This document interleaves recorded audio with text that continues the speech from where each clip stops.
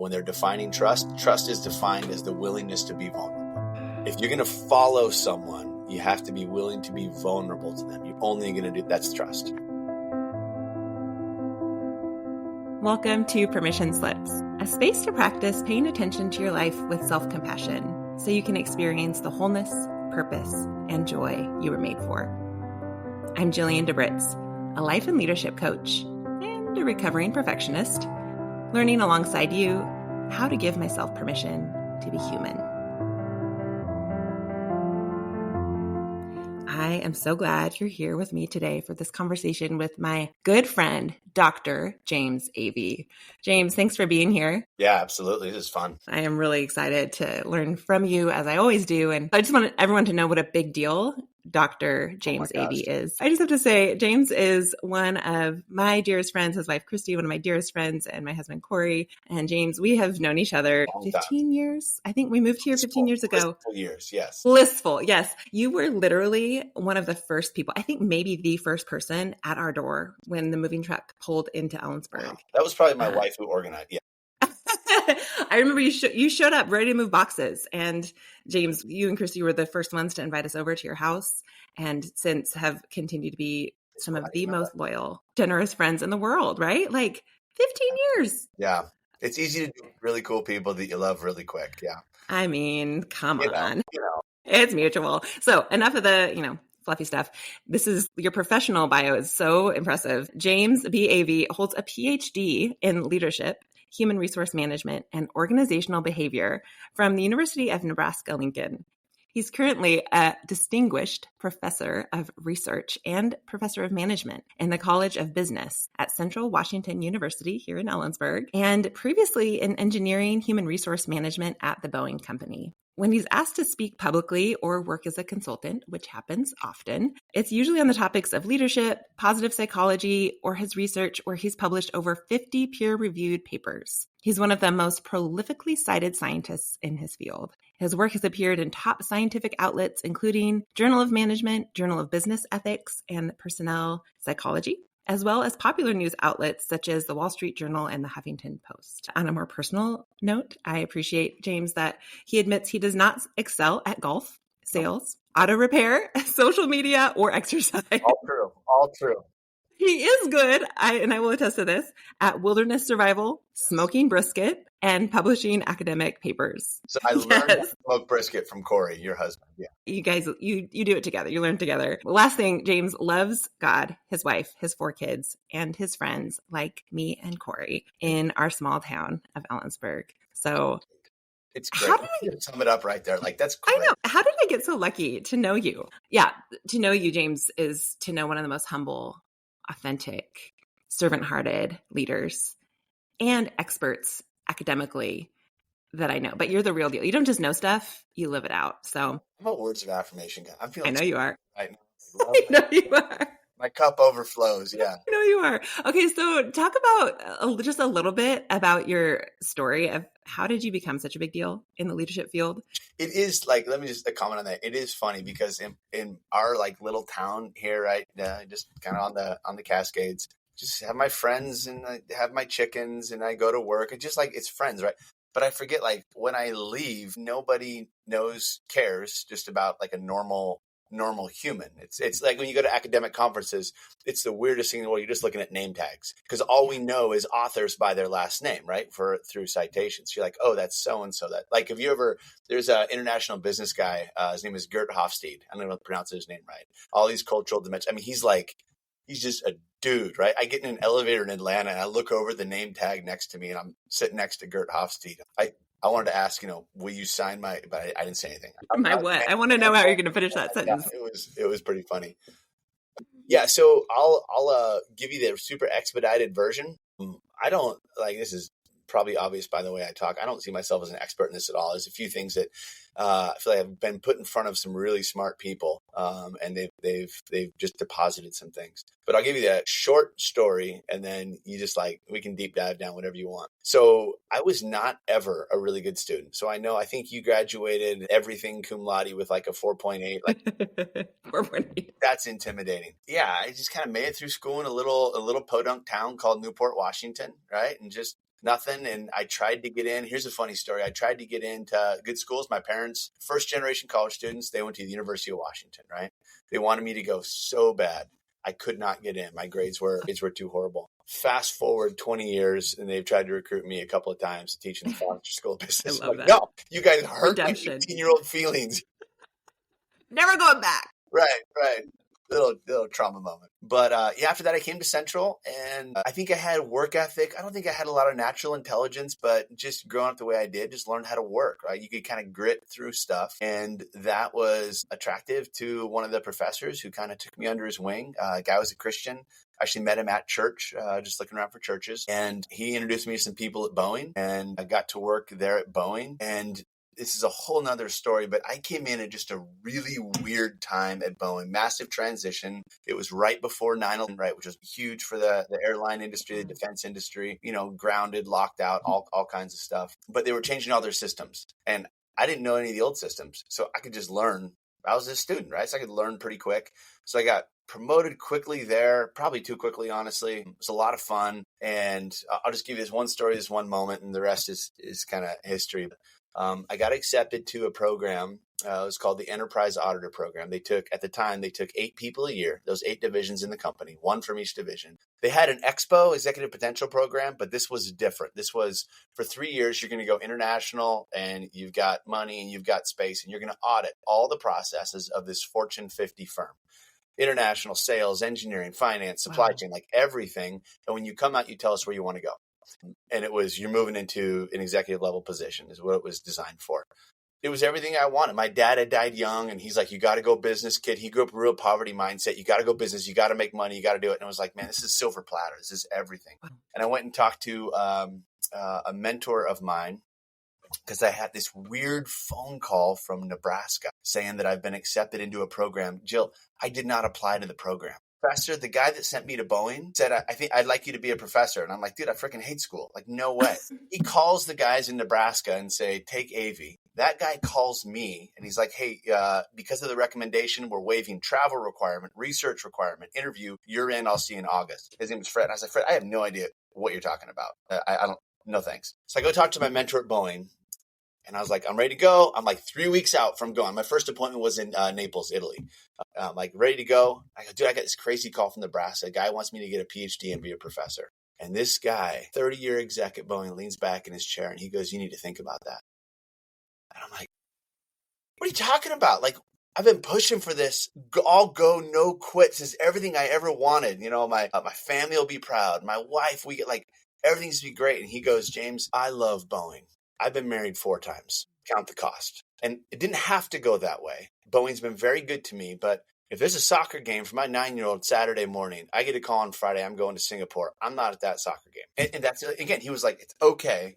I just want you to go in eyes wide open. You need to know what you're about to step into. If you're going to be at that role at this kind of company, there's a cost to it. There's pay for it for sure, but there's a cost. And it was terrible, Jill. I was like, wow, everything was set, right? It was everything I wanted. And then this guy just drops this hammer, and all he said was think about it. And I came home and told my wife, and she's like, where's Nebraska? I don't know. And that was it. And went in the hardest, felt hellbound 3 years of our life. Was in Nebraska, and it was terrible in a million different ways. I got out of there and finished up. A lot of success there. It was great. At the end, came back to Ellensburg, been here 18 years, and I've got the most amazing job on the planet. They trained me how to research there, and I had great mentors and keep it going. Fred Luthans, he was the president of everything we do. Bruce Avolio, who's now over at UW. If you've ever heard of transformational leadership as a term, he invented it back in the 80s. And a guy named Bill Gardner was really the guy.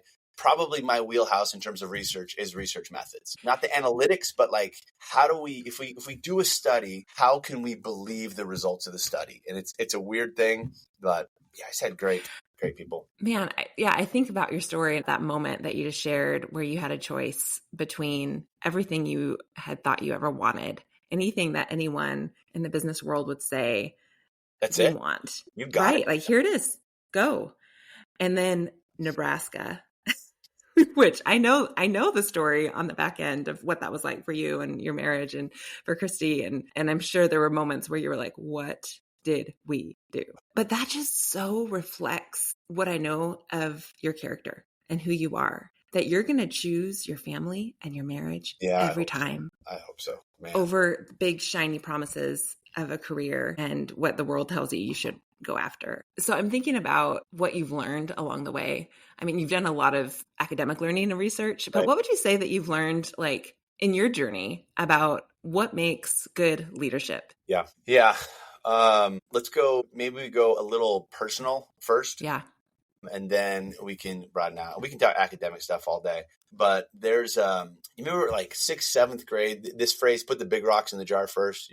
Have you ever heard this before? Yeah. I looked Maybe at explain it a little bit. Explain a little bit for people that don't know what we're talking about. So it's usually like earth science or something like that, in high school or junior high. A teacher will have a whole set of materials. There's big rocks, medium rocks, small rocks, and sand. Put the sand in, put everything in reverse order, right? And the big rocks don't fit in the jar, right? But you reverse that. You put the big rocks in first, and then the medium rocks, and then the small rocks, and then the sand. It kind of, you shake it, and then fill water to the top, and you can fit a lot more in there, because other stuff finds a way to fit around the big rocks being the main things in your life. Like what do you stand for? What's in your gut? I will not compromise here. I'll let other things go, but this is what I value. There's kind of a model in the Bible, and that comes out of Proverbs 31, but it's this idea of like concentric circles. It's like, if you make the main thing, right? And then there's another level of that. Like this is how we see leaders fall frequently. It's not because they didn't meet a deadline. It's not because they came in over budget. It's because usually it's a character and integrity fall somewhere. And so it's like, if you say, I'm not compromising in my personal integrity, and I'm sure I have a million times. I don't mean like, oh, just do it like that. I don't mean that. But when I make a decision about a big decision, the question is, how does it affect my wife? How does it affect my kids? Just kind of as you were reading. How does it affect my community? It's just hard for me to look over the course of history and see where guys go really wrong there. Mm-hmm. Is there a time to change communities? I'm sure there is, right? I'm confident of that. But if you know, like if this fails here, it's a domino effect. Everything else fails. If this is healthy and thriving and flourishing, man, it blesses every other thing there is. Yeah. I'm picturing like almost this external motivation for decision making, the things on the outside that other people applaud and respect and say leaders should do, deadlines they should meet, skills they need to have, versus kind of this internal stability and steadiness and strength that comes from a character that's been developed and consistently choosing those values that matter the most over time. And I'm thinking about how did you identify what those big rocks were? Because I'm thinking like so many people just go through life and they're like, yeah, let's just see how many rocks we can fit in. Like that looks like a good rock and let's do that. How do you identify those? Yeah, that's a great question. I think some of it is environmentals, right? I think there's genetic component, there's environmental component. Obviously, there's a strong spiritual component. But for me, a lot of it was I married a woman who you know really well, who has like a sense of justice, has a sense of right and wrong, and like I don't want to turn this into biblical exposition, but in the Bible view of marriage, like those aren't two people who are just partners. Like it's one team, right?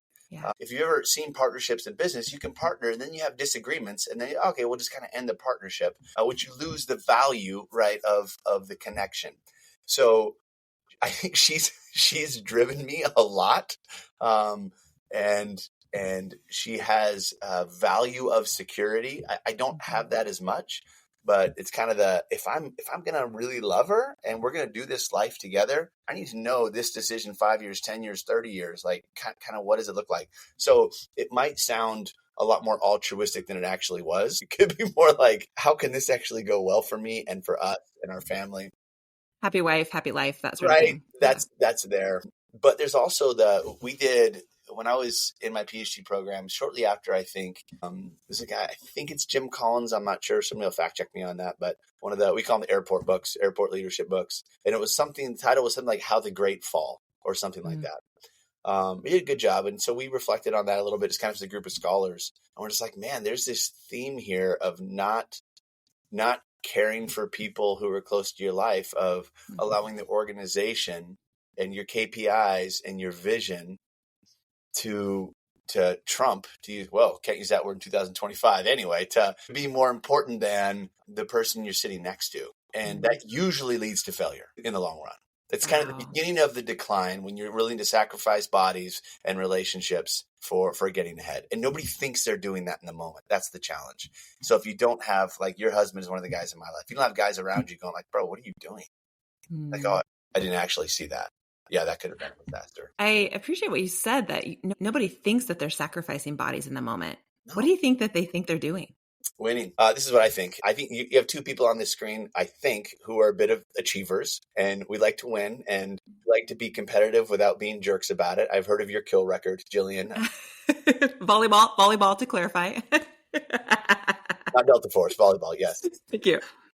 But winning, like, serves, there's a psychological theory that came out a long time ago, probably 50 years ago, called McClellan's needs theory. And it's arguably kind of a genetic base. Some of it's environmental, but people have different needs. Some people have needs for affiliation, right?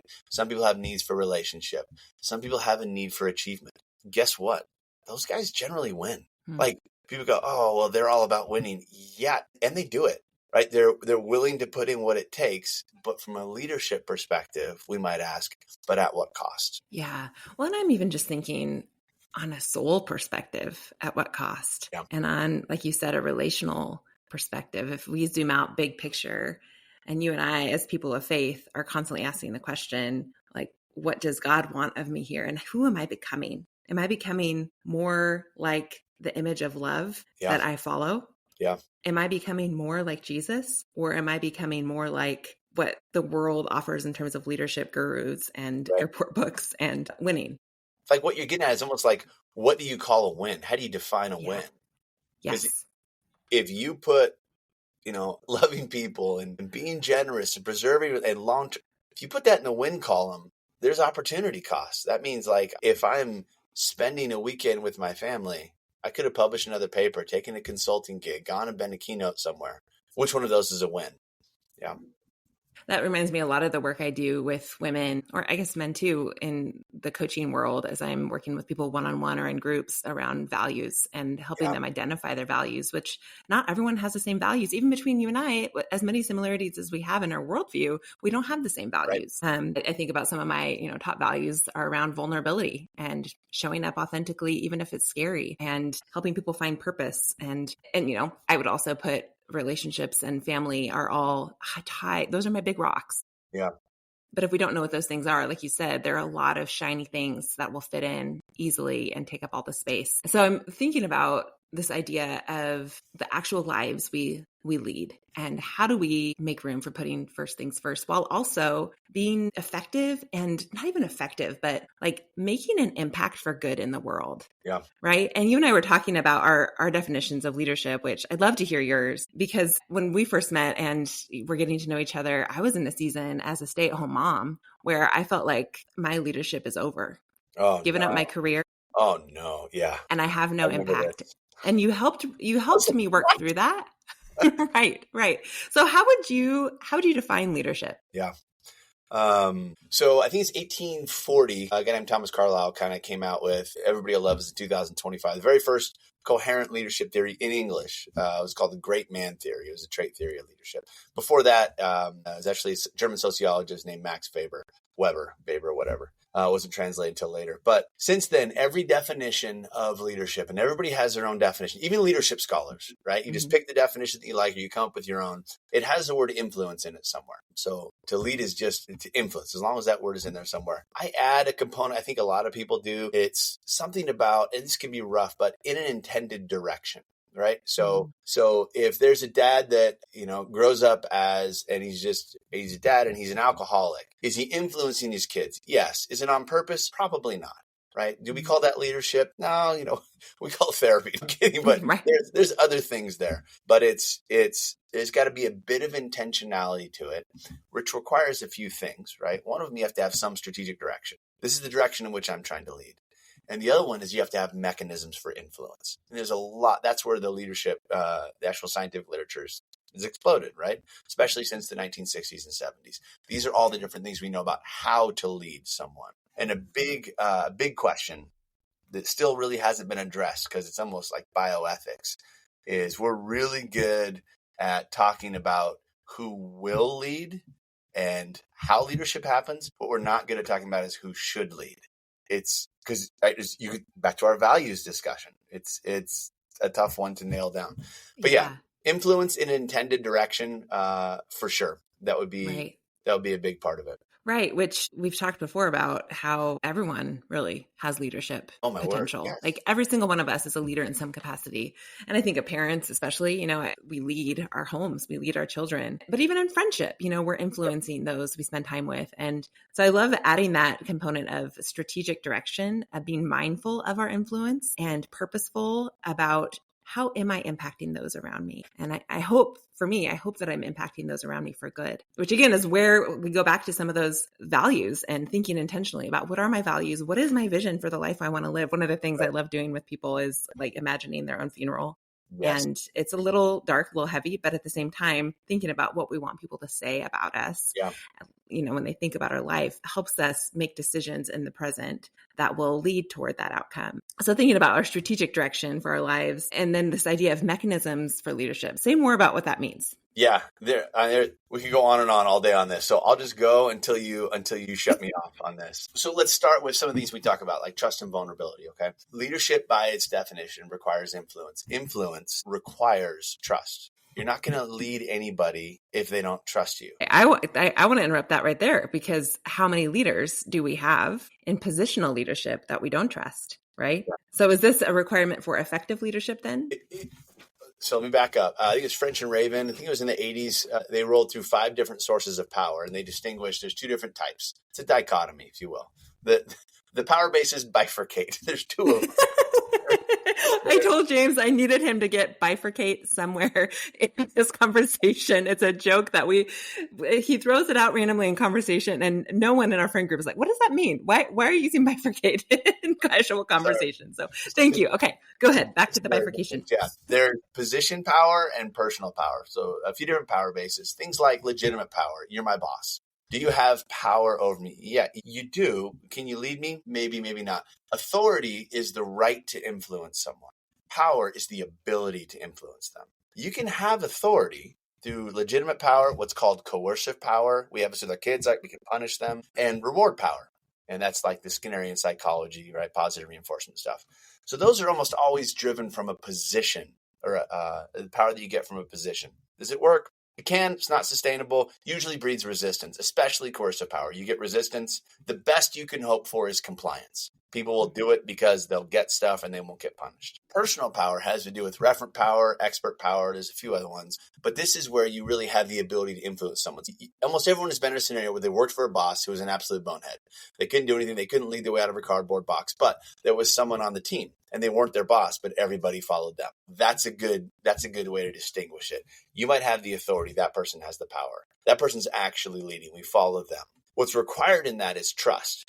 Trust is a tricky one because if you break it, like it's tough. There are 3 components to trust. And in my view, these things drive leadership probably more than anything else. I can give you 10 other mechanisms about how to lead, but ability, integrity, and benevolence. And without those, you're not leading anything. Okay, let's break those down. So trust is key. That's how we foundation of leadership. Foundation. It's the foundation. Absolutely. I like to remind you that I have a master's degree in leadership. It's not a doctorate, but that was my biggest takeaway, right? And that's my biggest experience in the people that I'm led by and those that I aim to lead, is recognizing the difference that trust makes, like you said, in our ability to influence those that we are in relationship with. So trust, start with ability. Talk about ability. Let's go through them, but let me circle back for 1 second. I think you'll get a kick out of it. I think it was Mary and Gavin 2005 when they're defining trust. Trust is defined as the willingness to be vulnerable. If you're going to follow someone, you have to be willing to be vulnerable to them. You're only going to do that's trust. So this makes me think of Brene Brown, who talks about trust and vulnerability growing in relationship to one another. So there is no trust without vulnerability. And also there is no vulnerability without trust. 100%. And so we have to choose to be vulnerable in order to grow trust, but we also have to choose to trust the person that we're being vulnerable with. And it goes both directions, right? So she uses this marble jar analogy where we build trust one small vulnerable act at a time. And eventually this jar fills up where we have a history of trustworthiness that we experience in relationship with other people, which then begets the ability to be more and more vulnerable. So I love that you're making that connection between trust and vulnerability.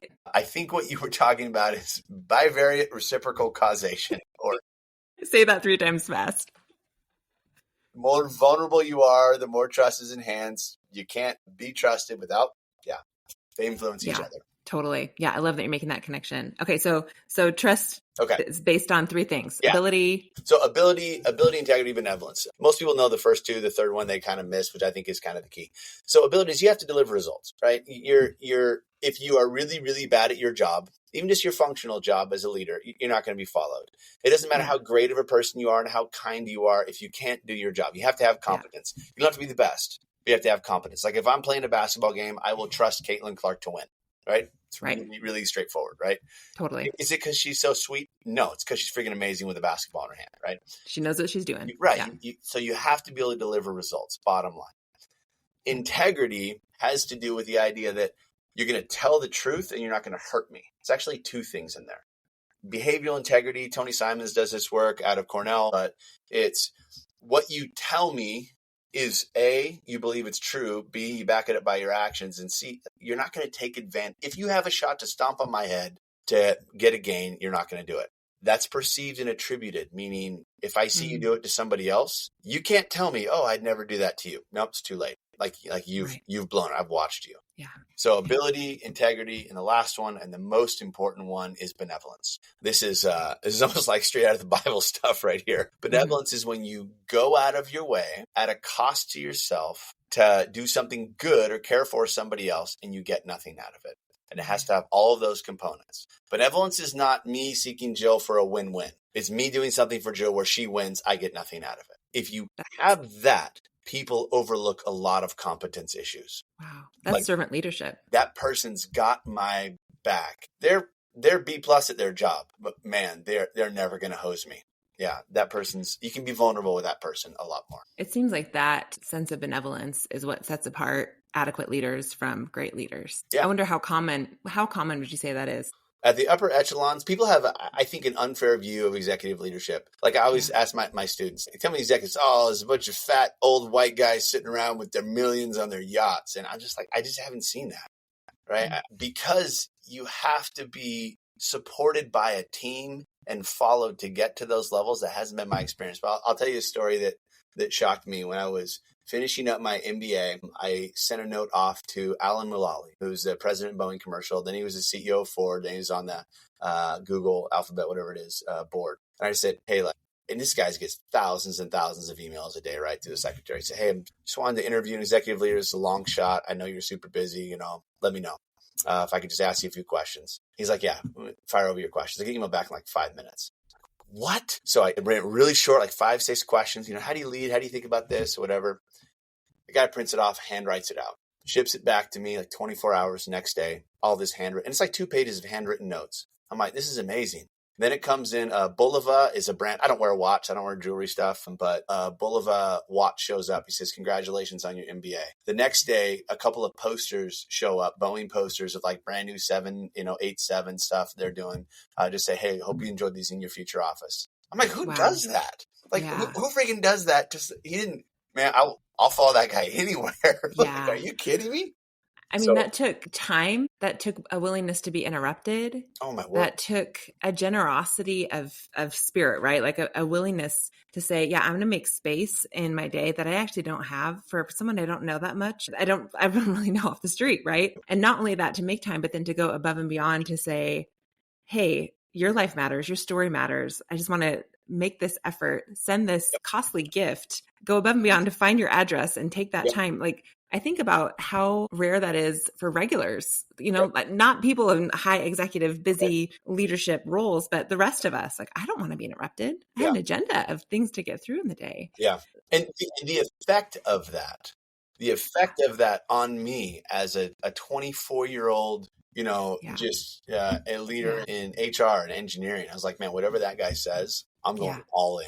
It reminds me of a story I shared recently about a woman who is a big deal in Christian leadership named Jenny Allen. She's a speaker, founder of the If Gathering, which is an international organization that is committed to helping equip women to lead in the places of influence wherever they are in the world. And it's become a massive global organization. And a few years ago, Corey's brother, who was working for a Bible software company, met her at a conference. Somehow in their conversation, my name came up. No idea how, but apparently the story goes, she asked Fred for my address. And unbeknownst to him, unbeknownst to anyone on her staff, I had a chance to ask about this later when I actually met her in person. She wrote a handwritten note in a book to me and put it in the mail and sent it to my doorstep. What she didn't know is that I was on the tail end of a deep, debilitating season of depression and had all but given up any hope of leading or making an impact in the world because I just felt so incapacitated and hopeless. And I had forgotten who I was. Yep. And lost all belief in myself, my skills, my value even. And the note said, Jillian, prayers that you would know that your heart and your gifts are desperately needed in the world. Jenny Allen. Oh, man. I opened my mail and see this package with this note. Literally, it felt like God dropped in my lap and something shifted. Someone with that much influence took the time.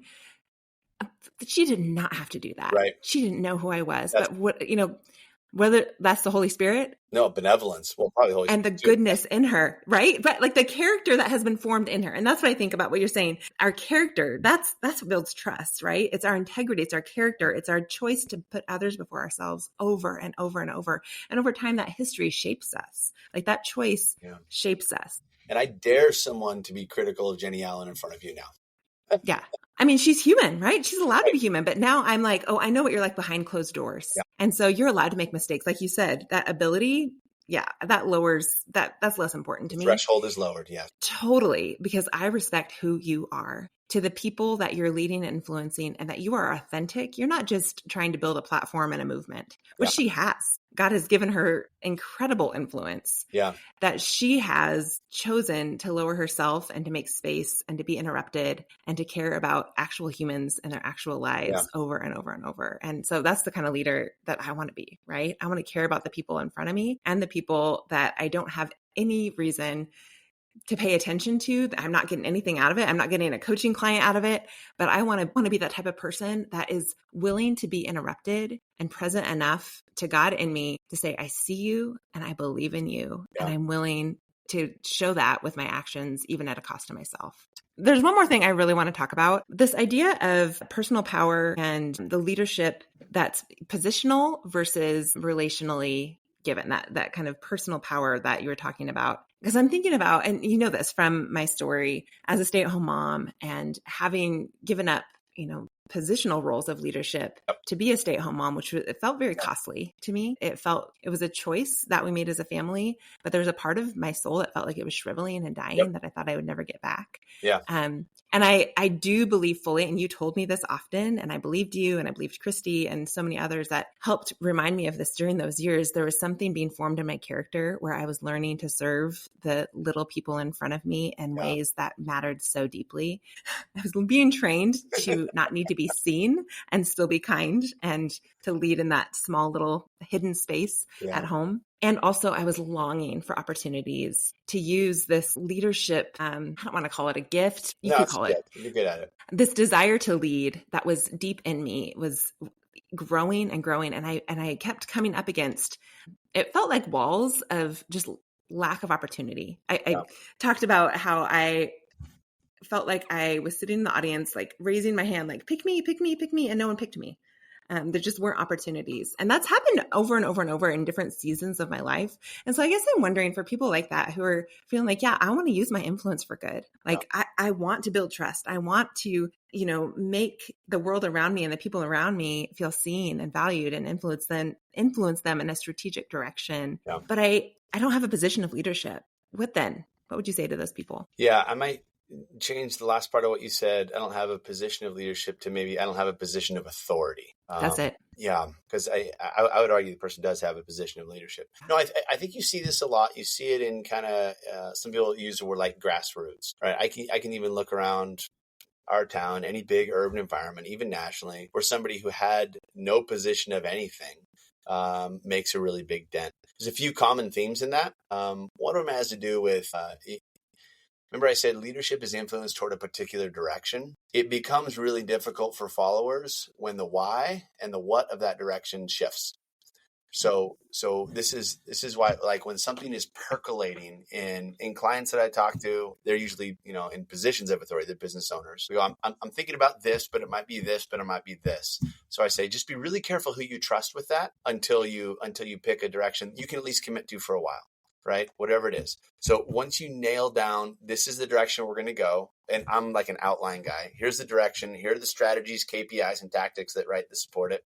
Our friend Mike Rogo talk about processes and systems that enable it. Right? Once you pick that direction, stick with it. Even if it's an A- after 6 months, stick with it. And the language, I remember we were kicking off some derivative, and almost every firm uses this, but we were kicking off some derivative at Boeing, and I don't remember it exactly, but it was something like Denver to Honolulu in 7 hours or something like that, right? And they kept saying it forever, for like a year straight, Denver to Honolulu, 7 hours. And finally, I asked our chief architect engineer, I'm like, dude, why do we do that? That tells the engineers about the size of the fuel tank. That tells the engineers the design. That tells cabin people how to design. Like every person in an 80,000 person company, that meant something to their job. Just that line right there. So when you have a vision in a direction, the consistent language, but where everybody can see themselves in it, right? Because sometimes you hear cool things, you're like, oh, that's cool, but like there's nothing I can do. I'm out of that. But if you can cast a vision where, I hate to use the word inclusive, 2025, that means something different, but serious, an inclusive strategic direction, be consistent at it. And man, inviting people, and I think there are a lot of people who would love to be a part of something cool, and they don't know, like, show them step one. So I'm hearing, a couple of things. One, clarity of vision matters deeply. And that can be difficult. I'm thinking of the example you just gave of a grassroots movement. I'm kind of in the middle of my own sort of grassroots movement with women here in our community. And there's something stirring, and it's getting more and more clear, but I don't have the full picture yet. And so how do I lead as the vision is still being honed? And yet I also hear what you're saying, that it matters that people know what they're saying yes to being a part of when we invite them in, that they know what they're being asked to join, and also that they have a role in it that matters. Yeah. It's not just let me fill in some busy work here so you feel like you're a part of something, but like, no, we actually need you specifically because of who you are and your gift set and your energy. Like, we need you to be a part of this for this vision to be accomplished. So what you just said is probably my favorite theory in all of leadership development. It's Pygmalion effect and Galatea effect. So you've been a teacher in the past, so you may have come across the study where it was like the sixth graders, they accidentally swapped teachers. So the teacher who thinks they have the advanced students are dealing with the dumber students. And then, I don't know if we can say that. And then you can't say that, but we hear you. Yeah. The slower students, the whatever, ended up having the smart students. And the students who came in really smart, they actually regressed. They didn't even stay flatline. They regressed in terms of their performance. They forgot stuff they had learned. They couldn't perform. But the teacher that thought they were dealing with the incredible students, it was an asymptote. They just launched. And it's this idea that you just said, calling people up, not calling people out, calling people up. Like, you actually matter in this. Mulally telling me you matter in delivering this airplane. It's like, what? And if people believe it, it enhances. Self-efficacy is a mechanism. I don't want to get into it, probably for sake of time. But you did this episode with Sarah Nail on encouragement, I think. Mm-hmm. Mm-hmm. I'm like, nail that down. 40% of leadership is probably right there. Yeah. Like, speaking life into people and calling them up and giving them a chance. People often rise. Wow. That makes me want to ask if you had one piece of advice for any leader, whether we are in a place of positional power or an authority or not, for any of us who are looking to influence others for good, what would be your first piece of advice? Yeah, I would leverage Galatea effect for sure. I would do that when we get off this. To translate what what you mean by that. So believe the best about people's potential. Okay.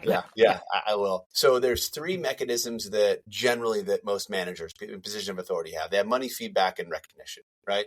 Money costs money, and feedback and recognition are pretty free. It's like I tell us all the time, and we're words people, right? So we can get this. And I think, what is wrong with the rest of the world? It's so easy. We finish this conversation in 5 minutes. I pick up the phone. It costs me 60 seconds to text 3 people and say, hey, thinking about you today. How was your ex that I knew they did last week? Person seen, heard, valued. I matter to that person. It's a self-worth, it's a self-esteem, it's a self-efficacy. You're raising them. And even if it has nothing to do with you, it costs you nothing. And you planted life into somebody else with a phone. It's so simple and it's right there. That's what I would say.